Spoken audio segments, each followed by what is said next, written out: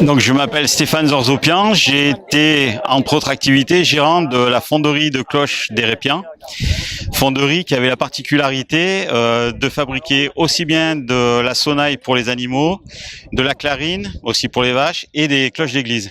Donc cette activité a cessé parce que toutes les personnes qui y travaillaient quasiment ont pris la retraite, mais c'était une entreprise qui datait du début du XVIIe siècle, donc c'était une entreprise familiale qui avait un véritable savoir-faire dans la région. Il faut savoir que l'activité de fabrication de sonnailles ou de cloches est une activité qui est en train de disparaître en France. Il n'y a quasiment plus personne.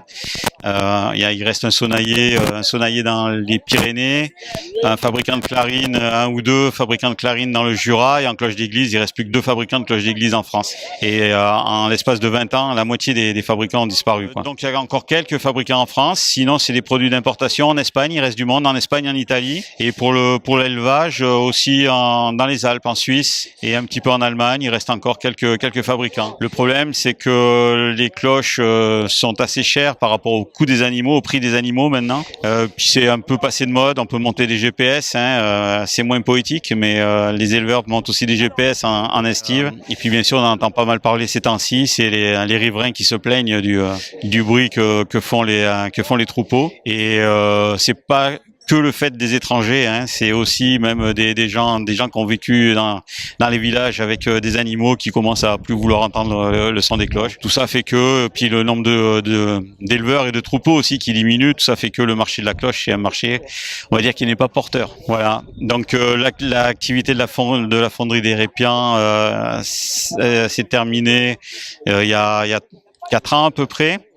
Il reste le musée, qui est très intéressant à visiter, où toutes les techniques de fabrication de sonnailles, de clarines, de cloches d'église, de grelots, puisqu'Hérépian était aussi spécialisé dans la fabrication de gros grelots qu'on appelle les rouliers, qui servaient à faire les grelotières de chevaux, ou pour le folklore. Travaillait beaucoup avec la Belgique, avec le carnaval des Gilles de Binche, qui portent des petites cloches ovales un peu particulières et des grelots. Et toutes les techniques de fabrication sont détaillées, sont expliquées avec les différentes étapes de fabrication dans le musée, qui est toujours à Hérépian. Alors en fait, les cloches pour animaux ont des formes un peu particulières qui correspondent souvent à des régions qui utilisent plus particulièrement ces formes-là.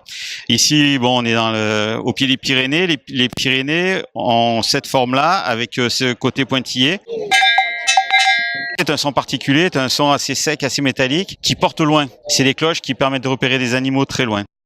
On a un dérivé qui est plus utilisé dans les Alpes de Haute-Provence ou sur le Massif central, sur le plateau du Larzac,